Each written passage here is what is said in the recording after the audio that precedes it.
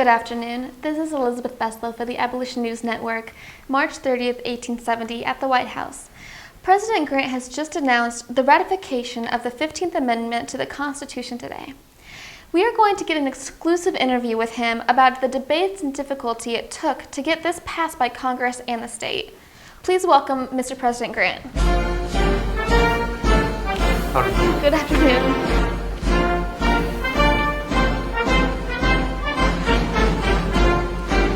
Mr. President, I know it's been a few years since this amendment was proposed and finally reached your desk, and you've been the champion of getting it passed.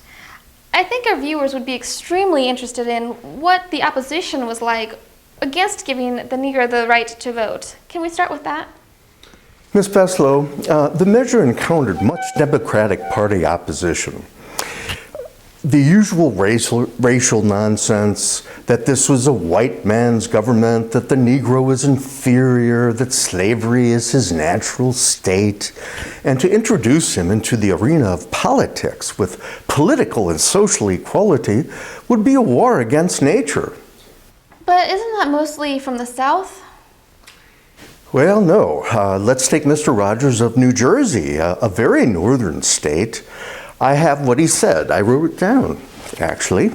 And I quote, let me get my spectacles here. When you introduce into the social system of this country the right of the African race to compete at the ballot box with the intelligent white citizens of the country, you are disturbing and embittering the whole social system, and you degrade the people of the country before the eyes of the monarchs of Europe. Or, let's take Mr. Foster of Connecticut. This is what he said. If he can't read, referring to the African, a piece of paper, what is it to him? As well as to put into the hands of a child a loaded pistol with which to protect himself against his enemies. Wow, such strong language. How about someone in the North that's in favor? Well, here's an eloquent one, Mr. Boutwell of Massachusetts, and I quote, "If we secure to all the people of the country without distinction of race or color, the privilege of the elective franchise, we have then established upon the broadest possible basis of Republican equality the institutions of the country." And here's an interesting skeptic. Mr. Ward said it would only be a matter of time when the rebel leaders would be back again in Congress to make laws for the widows and orphans they helped to make. So what about the Senate? I thought they usually have a little bit more common sense than that. Actually, the debates were more noticeable in the Senate. One senator was concerned about the phraseology.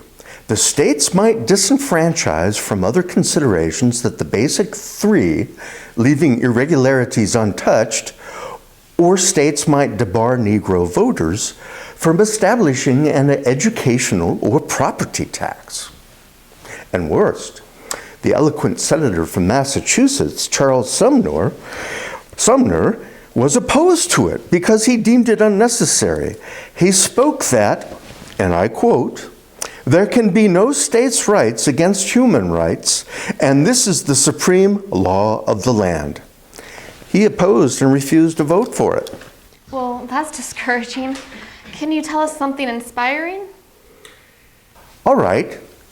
Senator Willie of West Virginia, and I would like to get his words correctly here, contended that the Negro's enfranchisement was required by the demands of justice, by the principles of human liberty, and by the spirit of Christian civilization. This kind of statement coming from a border state carried additional force, since many Republicans had endorsed their platform of leaving the matter of suffrage to the states. Well, that's inspiring. So how did this end? Well, The House and Senate had to have a joint conference committee to handle all the 15 amendments or so. And then on the 25th of February, the 15th Amendment was carried by a 2/3 vote and submitted to the legislature of the states. And finally, after 5 years, it was originally introduced in the House on December 4th, 1865. It received the required 3/4 of the state's votes. 29 states. All right, so could you read us maybe the 15th Amendment that took so long to pass? I'd be happy to. Let me get my notes here. The main paragraph is, "The right of the citizens of the United States to vote shall not be denied or abridged by the United States or by any state on account of race, color, or previous condition of servitude." Section 2 states, "The Congress shall have the power to enforce this article by appropriate legislation." Thank you, Mr. President, and I really hope you will be remembered. Wait. I am the receptionist here, Jane Flum.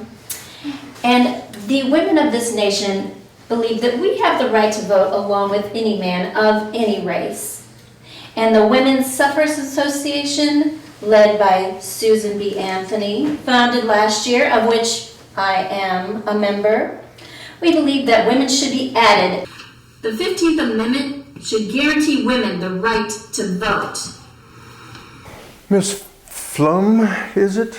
That will have to wait for another day, or perhaps another amendment, because the 15th Amendment is emphasizing African American civil rights. Women are something else again. They really weren't considered. Miss Flum, let's not embarrass the President. We'll have to wait another day for women's rights. Mr. President, I hope you will be remembered for being the champion of the last of the Civil War amendments. This is Elizabeth Beslow for Abolition News Network saying good afternoon.